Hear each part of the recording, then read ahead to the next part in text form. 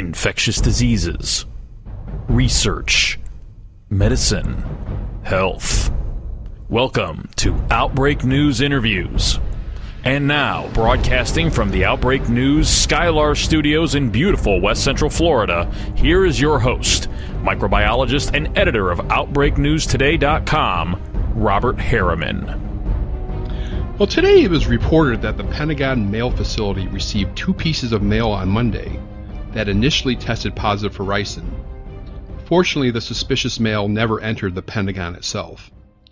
Now, CNN reports that the letters were addressed to Secretary of Defense James Mattis and to Chief of Naval Operations Admiral John Richardson.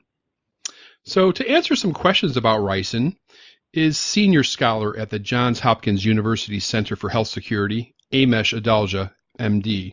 Dr. Adalja, welcome back to the show. Thanks for having me. So, what is ricin? Ricin is a toxin that is a byproduct of taking castor beans and turning them into castor oil. So it's a natural product of a human process that occurs pretty frequently and pretty easily. And the thing about ricin is it's very deadly, and just as little as 500 micrograms can kill someone. And it has been a tool of assassins in the past, and it is considered a biological terror agent. Right, and you said it's found in castor beans. And other than castor oil, does it have any other legitimate uses? No, ricin itself doesn't have any uses. It's a byproduct, and it's basically a toxic element that comes out when you're making castor oil, and it's something that people have recognized for some time, and you've seen attacks similar to what happened today occur over the last several years, and I expect will continue to occur. Sure. And as you mentioned, we have seen this in the past. There's been a history of ricin being used for nefarious purposes in this country. Can you give us a little rundown on that history? Sure. So the most famous use of ricin for nefarious purposes didn't occur in this country, but it occurred in England in the 1970s when Bulgarian intelligence officers, who I think were under Soviet influence at that time, used this very interesting umbrella device to inject a ricin pellet into a dissident, right, which then killed him. And that's probably how ricin got itself its reputation. But back in 2013, we had letters that were mailed to President Obama, Senator Wicker, as well as a Mississippi judge that contained ricin, and that's probably the most recent major ricin attack. But you do hear about people trying to manufacture ricin in their garage or in their kitchen and getting caught doing it. So it's not something that's very difficult to do, and it is something that is probably one of the lowest hanging fruits when it comes to biological weapons. Sure. What are the signs and symptoms of ricin exposure? Well, ricin exposure can cause various signs and symptoms, and it all depends upon the route of exposure. Was it the skin? Was it inhaled? Was it ingested? That type of exposure will condition which symptoms a person experiences. So if you have inhalational ricin exposure, you may develop shortness of breath, respiratory failure, your lungs may fill with fluid.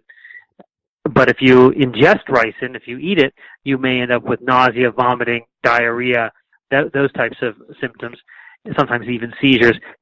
And what happens is you progress to multi-organ failure and then succumb no matter what the route is if the dosage is high enough. Sure. And there's no person-to-person contamination, is there? No, ricin is a toxin, so it's not contagious from person to person. And that I think, is why it's more of an assassin's tool than it is a weapon of mass destruction. Yeah. Is there a treatment for it? No, there is no specific treatment for ricin. What we do is supportive therapy, things like intravenous fluids and hospitalization. It's not something that we've developed a countermeasure against, although there have been people trying to find some sort of antidote for it, but we are not there yet. Right. And let me close out with this, and you kind of touched on it already.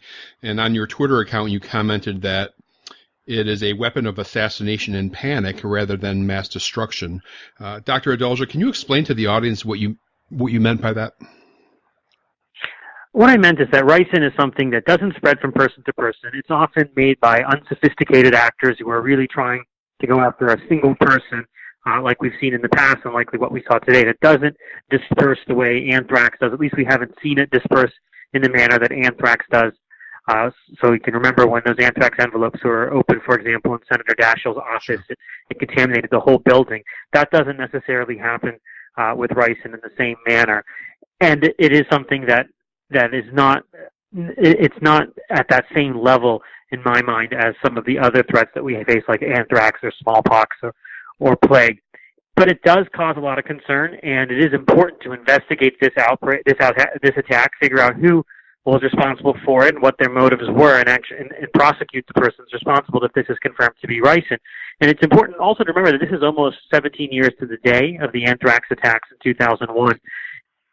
And this should serve as a reminder of how important biosecurity is to national security, and that the threat of biological weapons has not gone away, that it's still there even though it's not in the headlines the way it was in 2001. Well said. All right, I want to thank you, Dr. Adalja, for your time and expertise on this topic. I appreciate it. Thanks.